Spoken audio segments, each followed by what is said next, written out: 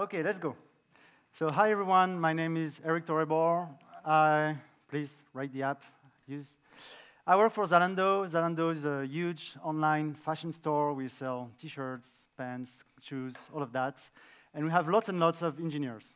So if you're thinking about joining, please visit the booth.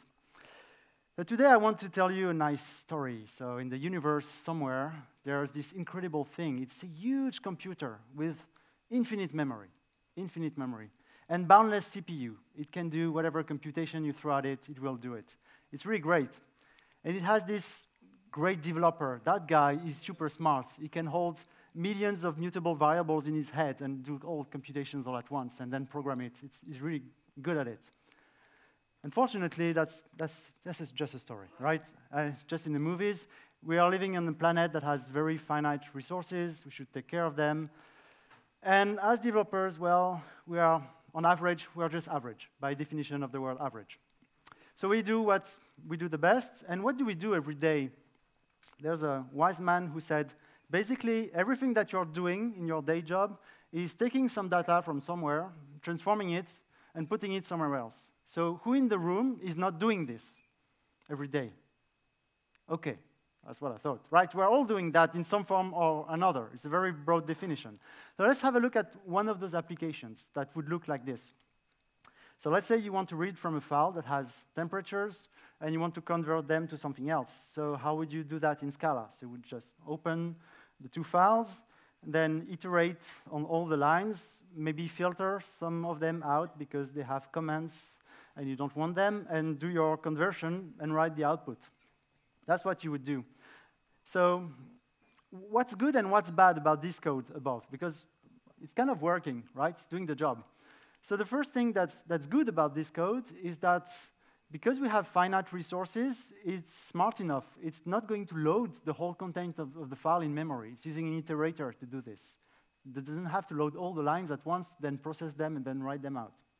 So that's nice. That's pretty nice. And probably is doing that pretty fast as well. But there are some difficulties. What's not so good about this code? So one issue about this code is that it's using the for each method. So basically, it's returning units. So as a consumer of that code, you don't really know what it is doing. You have to go and look at the implementation to see, OK, is it doing filtering? Is it writing somewhere? What is it doing really? So it's not obvious to know what it is doing. Another thing that's not so good is that it's taking each line and doing some conversions, like assuming that all the strings that are not commands can be converted to double.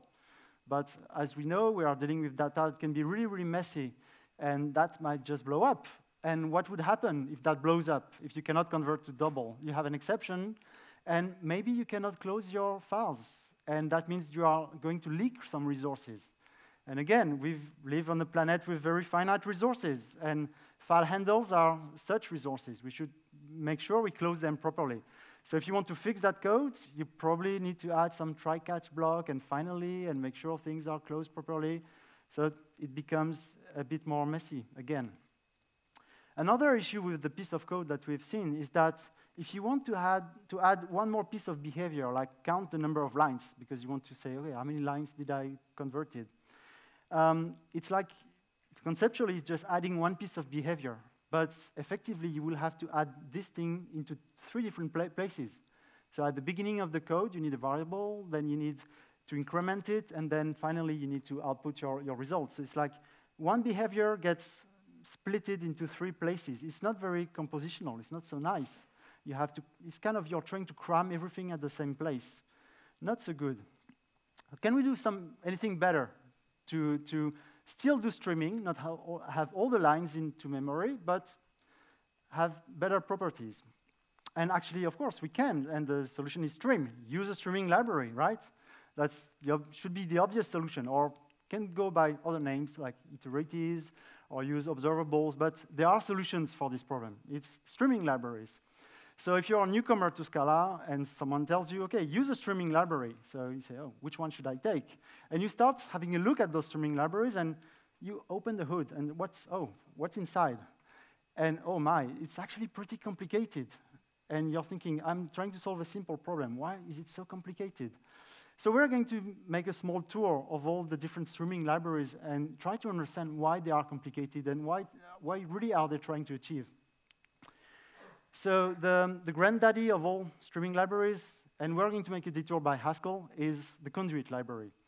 And as you can see, that's the main data type in Conduit. So maybe you're not familiar with Haskell, but all the letters, I, O, M, R, are type parameters.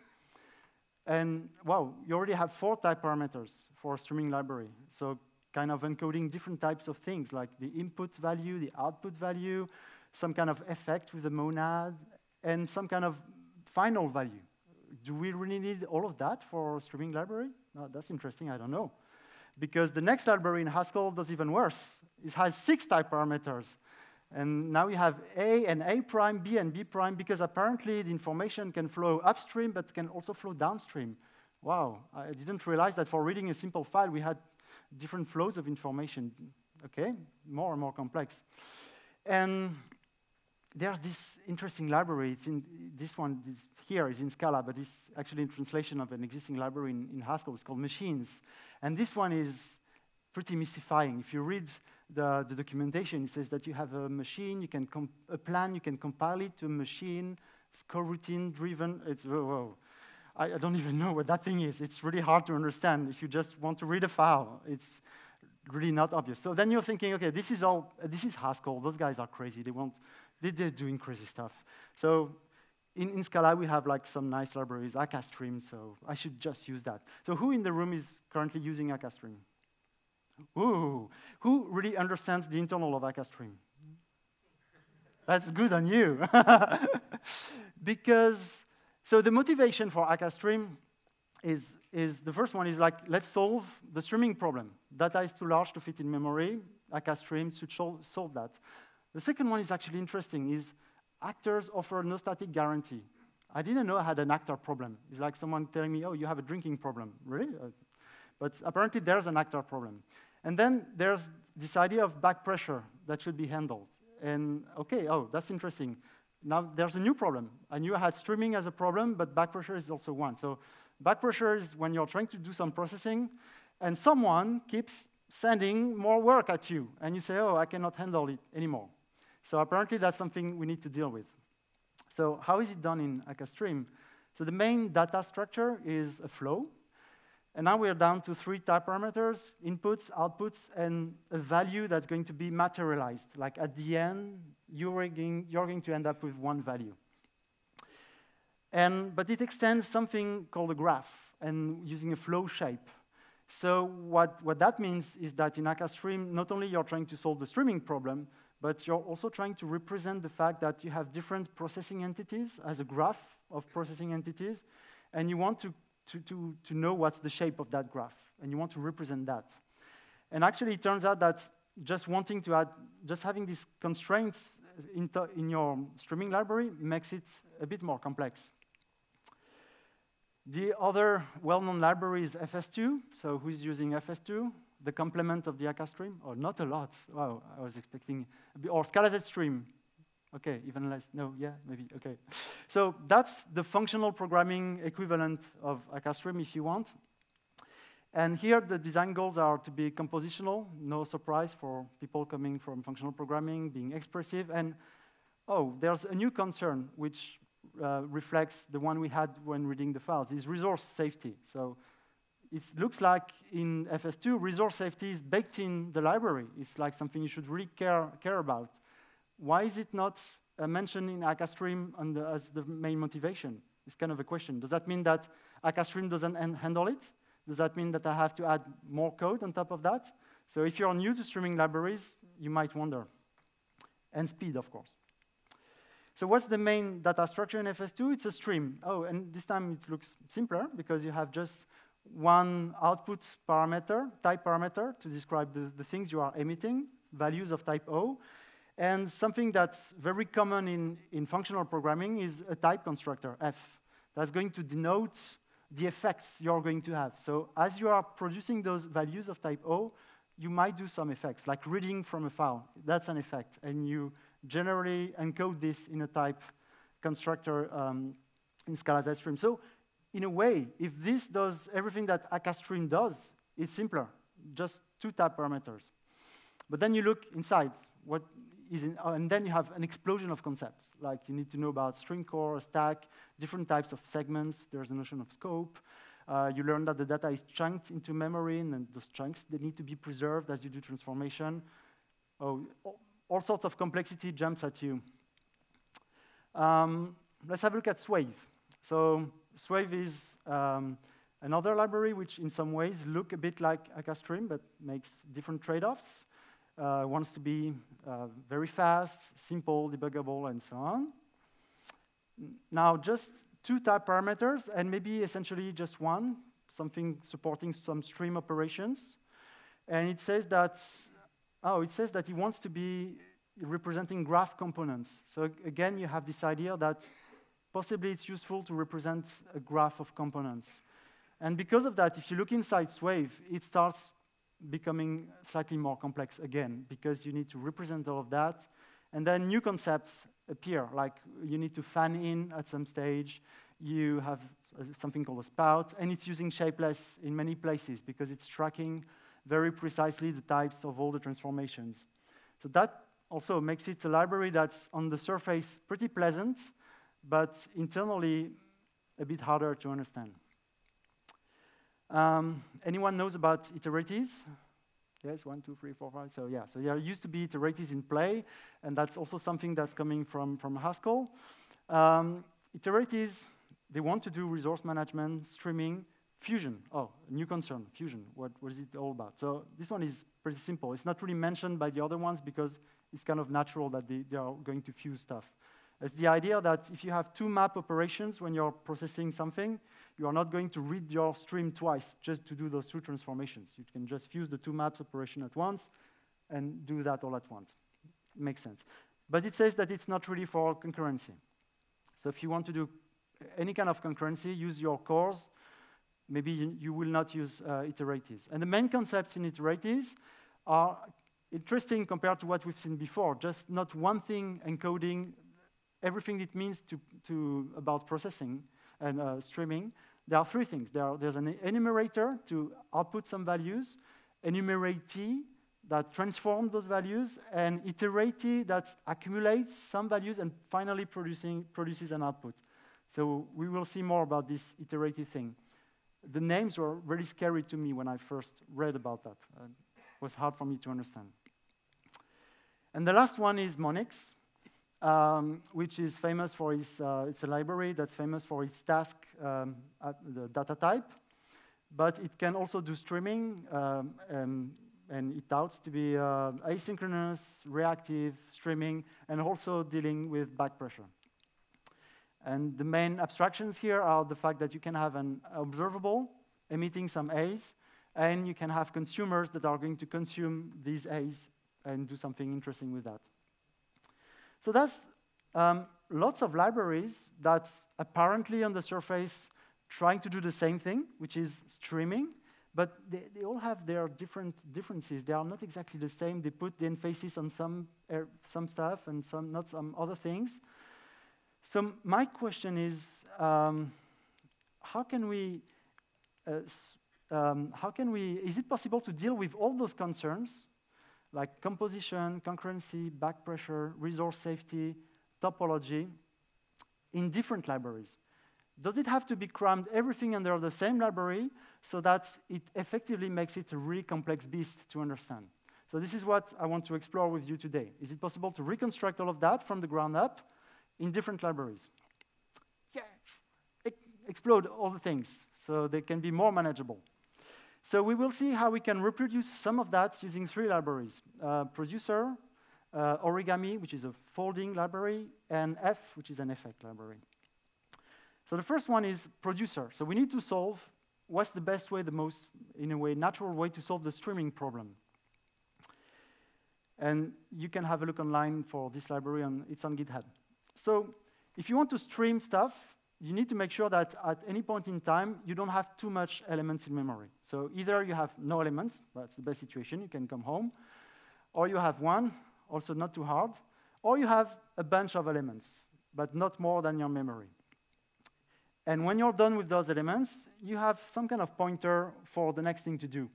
right? And the next thing to do is what? Well, it's either 0 elements, or 1 element, or n elements, and the next thing to do. So you have this kind of recursive data structure that's precisely going to encode this idea of, I don't want too much stuff into memory. So if you translate this idea into some Scala code, you can write something like this, where you have the producer that's enclosing a stream, and you have those 3 cases. Either you're done, or you have 1 element, or you have a bunch of elements, and the next producer. So what can we do with this data structure? So the other thing I need to mention is that all of that is kind of enclosed into an M type constructor that we are going to use for effects. That means that you don't want to evaluate all the producers all the time, and those things might come from a disk somewhere, so you're going to have side effects. And you will use the fact that M is a monad, like the IO monad, for example, to represent that. So how can we even create producers? So we can have some smart constructors like that, like done, just 1, more elements, or just emit a bunch of elements right away. You can also create a producer from an iterator that's going to read the next element until it has, you go next, next, next, as next, and if there's no next, you're done. Okay? Or you could repeat a value infinitely. And it's not very hard to implement this method. You're just doing A, and the next thing will be repeat value, and the next thing will be repeat value, and so on. Or you could use an unfold method that starts from a seed, that tries to find what's the next element, and using an option says, OK, either I'm done, or I want to compute more elements as I go. So those are ways to create finite producers, but also infinite ones. If you want to create producers that produce elements forever, you can also do it. So what can you do with those producers? Well, the kind of things we want to do with that is transform elements. So we want to map on them. And it's not hard to implement, because if M is a monad, it has a map operation, and the implementation is pretty straightforward.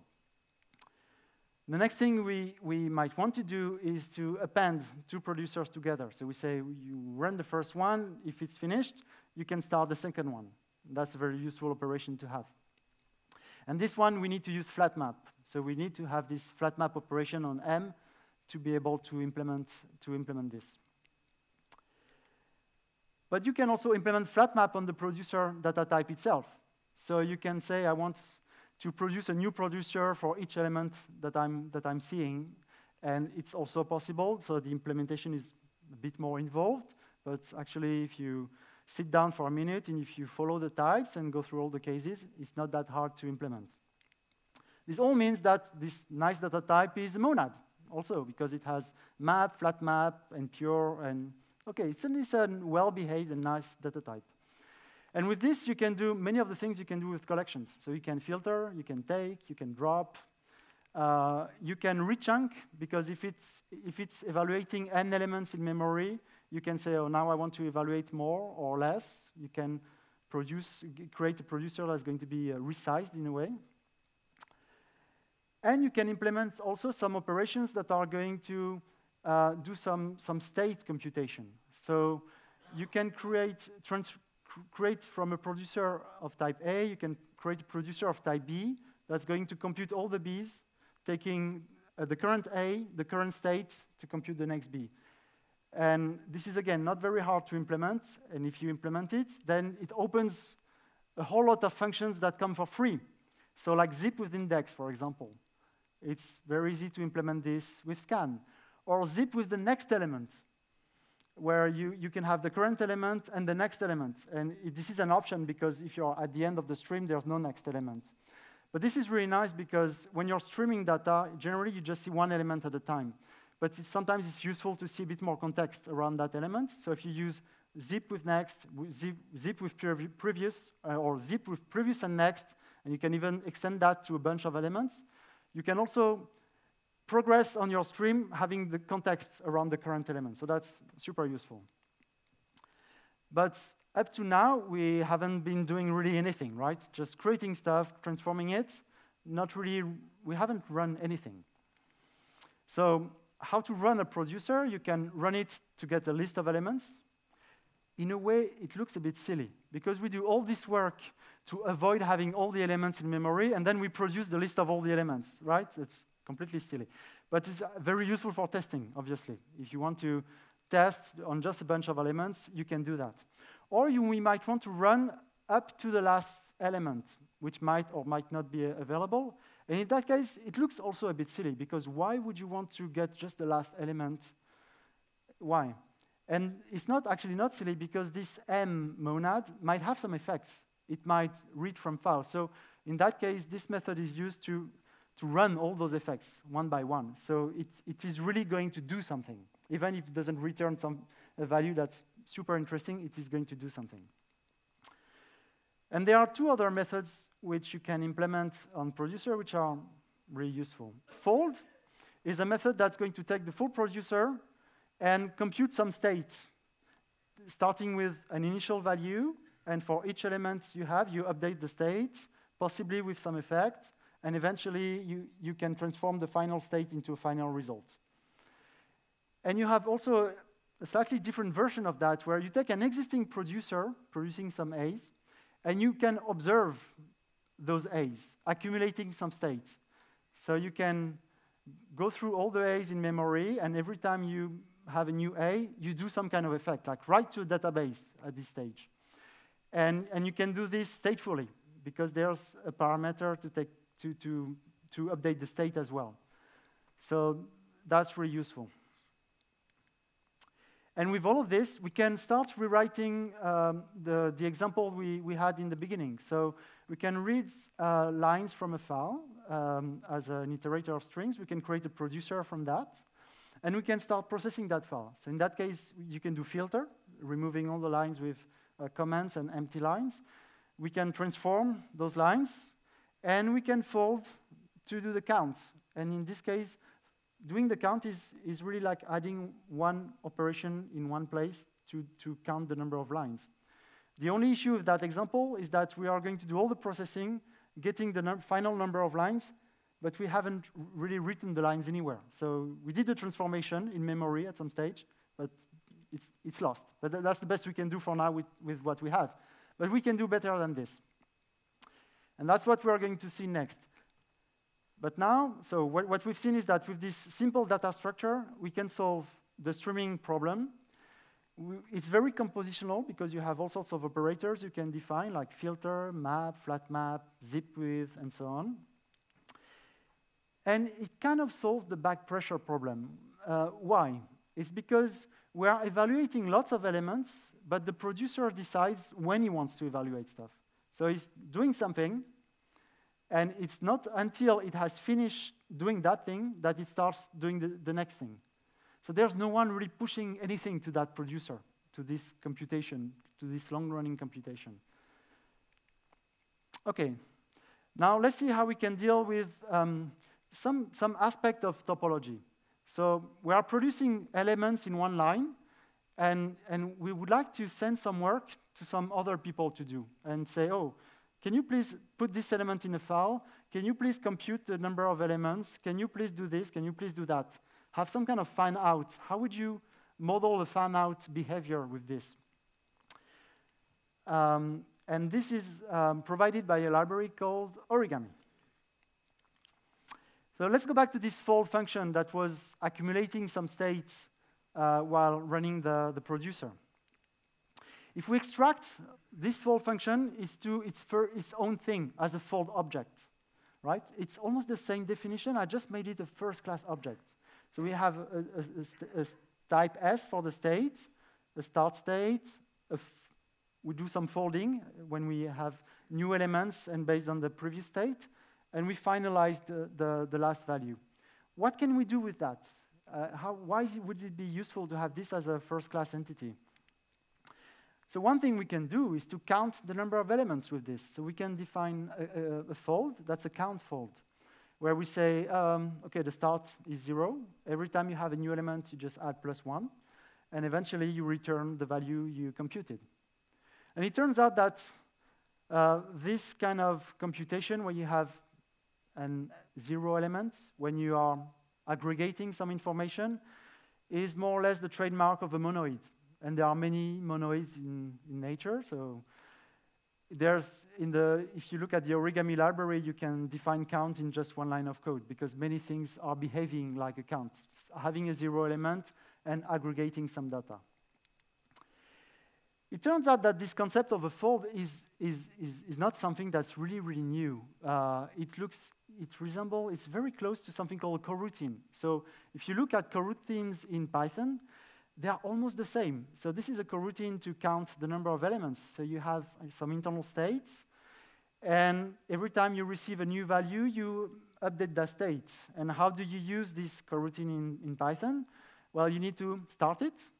You need to send elements regularly to it, and finally, you need to close it. It's almost the same structure, and that's for a good reason. That's the same thing we are doing. So once we have this fold abstraction, we can define a method called to, and send a producer and all the elements that are being produced to a count, and we will get the count of the number of elements. But we can do a lot more, because count is just one example. You can count, you can get the maximum, the minimum, you can get the first n, the last n.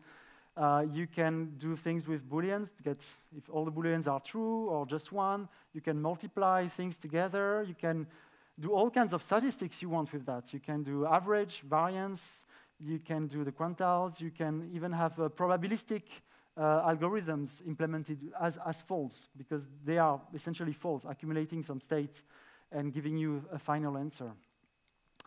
And there's a very fundamental operation which is expanding even more what you can do with folds. It's the zip operation. And it's really easy to implement. Just try it at home. It's super easy. So you take two different folds, you create a new fold based on the two that's going to return the pair of the two results. That's basically what it's doing.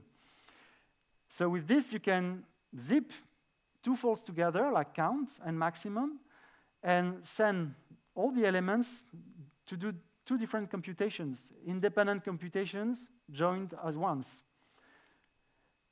And that can be written with this strange-looking operator. This means that folds, they have actually a more formal categorical structure, so they are applicative. And because of that, we can even go further with folds. You can compute with folds. You can define arithmetic operations on folds. So if you have a fold to do some addition, a fold to count elements, you can divide folds together to compute the average. That's really cool. You can even implement some more complex and crazy formulas where you can compute the sum of squares, for example, like this. And how do you do the sum of squares? Well, you already have a fold during the addition, but you want to add squares. So what do? You use the contra map operation on the fold to adapt the incoming elements. So instead of receiving them as they are and add them, you just square them before. So you take an existing fold called plus, you contra map on it to do the square, and now, boom, you have a sum of squares. So that's really nice. So in a way, folds are a very simple answer to this topology problem, where you have one stream emitting like elements in one direction, and that conceptually you want to send to two different types of processing. That's one way of doing that. Another very important specialization of folds is called sinks. It's cases where you don't really care about the final value. You just care about the effects of what you are going to do every time you have some new element and some new states. And one way to create a sink is to, for example, have a function, taking each element and doing some side effect, like writing to a file. So it's very easy to create a fold from this function. So for example, we can create a console fold that's going to take each element and output it to the console. And we can emit all the list to the console like that. But because we have all this zip and composition of folds that's possible, now we can do two things at once. We can both count the number of elements, and we can also send them to the console. So we can do both computations that are side effecting and computations that are pure in the same thing. So now we can write to a file as well. So we can print to a console, we can also write to a file. So we can define a sink that's going to write to a given path, and we can define a fold that's going to do the outputs of our processing, where we read the lines, we do the filtering, we do the mapping to transform each line into a double, and then each double into a Celsius degree, and then we output all of this, and eventually we get the number of lines we processed. So the origami library and the concept of fold is actually super nice, because it's very friendly to streaming library, obviously. You can plug this onto a streaming library. It's one way to answer this idea of sending different computations to different places, and it's very compositional. So it's really great. Honestly, I love folds. You should have a look at that. It's really beautiful. We are still left with lots of problems. I mean, lots of issues are still not solved, right? We know how to produce elements. We know how to transform them. We know how to get a final value out of all our processing. We still haven't dealt at all with concurrency, with safety and resources, and actually back pressure is still not really handled, right? And we are going to see more about that. So now we are going to use another library to try to handle those concerns, and this one is called F. So actually, it would take me a full other presentation to talk properly about F. So F is a monad that kind of encodes all sorts of other monads into one data structure. I just want to give you some kind of idea today of what it is doing and how it's doing it. So if you are trying to compute with the either data type, which is basically representing the fact that some computation can fail, and if a computation fails, you want to have an error message. That's the either data type. So you can use the for comprehension and have, in a flat map, all those computations. If you took the F hat, you are going to see this a bit differently. You're going to say, oh, my data type actually represents some requests. I have some requests. So a left request is a request where I'm saying, oh, I have no value, sorry, I just have an error message. And then I have a right request where I'm saying, oh, I have a value of type A. And I'm sending those requests to an interpreter that's supposed to know what to do with them. And generally, the interpreter will say, oh, you have a left value? Oh, I can do anything either. So I'm just grabbing the error message. That's what I'm returning. Oh, you have a right value? Now I know how to extract it from the right. And now I know I can trigger a continuation for this to do other computations.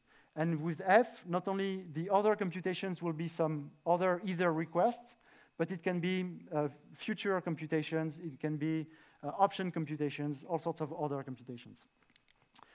So this is the same code almost, written slightly differently, and the run either thing that you see is actually calling the interpreter to interpret those requests. And if you look at the library, you have lots of those effects that you can mix in the same computation, and the type system will ensure that you interpret all of them at the right time, at the right place, and so on.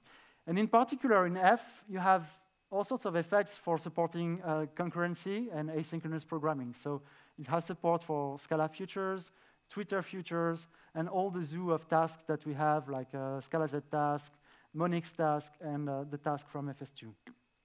They are all slightly different, so they all deserve their own effect. So I cannot spend too much time on that, but what that means is that if you use F as a monad with your producer, and if you use F as your monad for your folds, that means that you can run asynchronous computation. So you've extracted the concern of doing concurrent programming into another library. But you can add more concern. And this one I want to talk about today because I think it could be one way to see back pressure. And also I want to talk about it because I think it's an interesting problem. So let's say you have some streaming data, you have a list of Booleans, and you want to implement the OR operation, saying, are they all true or not? And it's not too hard to implement because you use a for left, and you say initial value is true, and then you try to end all of them, and you get the final result. The trouble is, if as soon as you have a false value, you know that you can stop here. Otherwise, you are going to keep the same value for no good reason because it's never going to change. It's going to be always the same. So you're going to do a lot of processing for no good reason. You could just stop here. So what can we do with producers and folds to to change that, to make it better. And if you remember, producers, they are just sending some data to the folds, and the folds are consuming it. But they cannot really tell to the producer, hey, my computation is never going to change. Be careful, because now it's always going to be the same. So how could we signal to a producer that the value is never going to change? Let's have a look at that. So one way to do this is to use an effect, to say not only we are going to compute values and process the current state, but we are going to add some additional value on top of that. And I don't ask you to understand the code here, but the idea is that when you're doing logging in your normal services or whatever program, you do this. You do some computation, and you put some warnings somewhere, some additional piece of information that you find useful. And generally, you flush that to disk. In this case, we want this information to flow back to the producer. So you can create a fold for all the Booleans that's going to use this effect using the fmonad, which is basically going to say, hey, if now I know that this value is the value I want to return, but I'm kind of decorating it by saying this value is never going to change. And also now, my monad is also kind of annotated by the fact that I'm using the same effect. So if I'm using that fold, I will have to know about the same effect. I will have to interpret it. And based on that, it will be possible to implement a method doing the folding, but knowing about short-circuiting.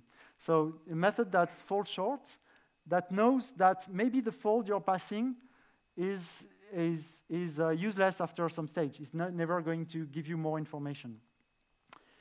And if we run all that code, we can see that's really what's happening. So if you have a list with all true values, it's really going to go through the end of the list and print them out, because they will be all true. But in the second case, you have one false value in the middle, and it's really going to stop there, because now it knows that it's always going to be false. So that's quite nice. And that means that using effects, you have a way to push information in the other direction. So possibly that could be a way in the future to use this for encoding back pressure, where you have consumers doing their thing, but also giving back some information to the producer. Okay, what about safety, resources, and how do we close files? That's super important, right? So in F, you also have support for safety. So there's an effect called the safe effect, where you can take a bunch of methods. So one of them is opening a resource, the other one is using it, and the third one is closing it. But it turns out that the one in the middle, using the resource, might fail. It might throw an exception. Oh, that's terrible. And you want to make sure that the last one, close, is really going to be called. So with the safe effect, you can define an operation called bracket that takes the first operation, the second, the third, and that will make sure that whatever happens with the second operation, the third one will always be called, always. And this behavior, again, doesn't have to be in the producer library, doesn't have to be in your streaming library. It's like some kind of orthogonal concept. And in this example, what we see is that if we run two different programs, one not throwing an exception, another one throwing, in the first case, the file will be closed, but also in the second case, even if we have an exception. So we can have a special monad just for handling resources properly. And we can even bake this into the producer library and reproduce safely something that you have in Swave, for example. So this is from the Swave tutorial, where you want to do an MD5 computation on the file. And the trouble is that if it's not entirely obvious how, if any of this map operation is throwing an exception, is the file going to be closed or not eventually, right? And with this combination of producer, fold, and F, we can make sure it's going to be closed. So how to do this? Well, we need to define a fold for computing the MD5. And again, this is why folds are super useful. You don't need to know about the streaming library you're using.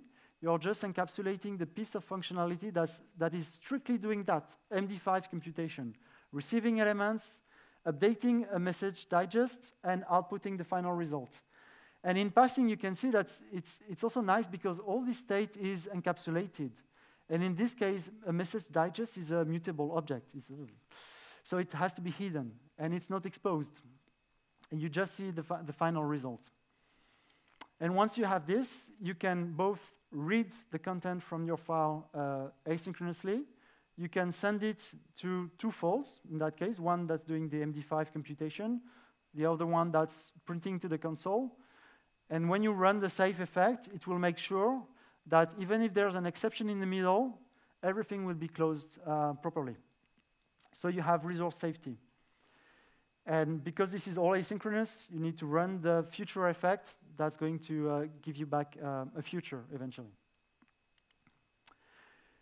So what we've seen is that with the F library, we can now deal with concurrency, we can deal with resource safety, and we can possibly deal with back pressure, this idea that even when you consume elements, you need to send back some information to the person that's pushing some data to you. Unfortunately, this is still not enough, because the real world is a bit more complex than this. When you have an HTTP server somewhere, even if you have a nice FP library that's really pulling data as it, and processing data as it comes, you have clients pushing data onto you as fast as they can. They want to have things being processed. So how do you deal with that? You really need something that does the interface between your functional abstraction and the real messy world. So in that case, what's really needed is actually a fourth library. It's just not possible to deal with just three, because you need to have a notion of queue that's going to do several things. Just enqueue those elements, and that's also able to say, communicate back to the clients, hey, no more, please. And then you can use things like TCP as an underlying protocol to push some information back to the clients to tell them, hey, no more. So you need some smart queues and some specialized queues to do this. But you have also more opportunities if you implement a queuing library as a separate concept, because there are all sorts of interesting things you can do with queues. You can merge queues together, and you can think about many different interesting ways to merge queues together, where, for example, if you have a Twitter feed and a Facebook feed, and you want to do some social sentiment analysis, and you want both of those feeds to be merged together, and maybe they have different speeds, so you want different strategies for merging them. So I think there's an opportunity to complement those three libraries with another one that will just deal with the queuing, and I would be smart enough about that. So it's more of a quadrilogy that I'm proposing rather than just a trilogy. But as you can see, with the trilogy, we can already go pretty far in trying to reproduce what the streaming libraries are doing. And I hope I was able to convey that they are really great. They are also very complex because they try to do lots of things at the same time. But it's maybe possible to separate all those concerns as different things. And I think it's something worth exploring. And ultimately, I think it's also a very good exercise in programming. Just, I would really advise anyone being new to FP or even to Scala to try to implement its own streaming library by just, okay, can you solve the streaming problem? Yes? Implement something. And now add more concerns on top on that. Can you do concurrency? Can you do queuing? Can you solve the back pressure problem? Can you do, is it composable? And so on and so forth. And as you will do this, you will first learn lots of great techniques, because you need to know about all of those techniques. And you will probably end up in a different space, like just create your own very original streaming library. So I think it's a great exercise. And that's basically it for me and today. Any questions?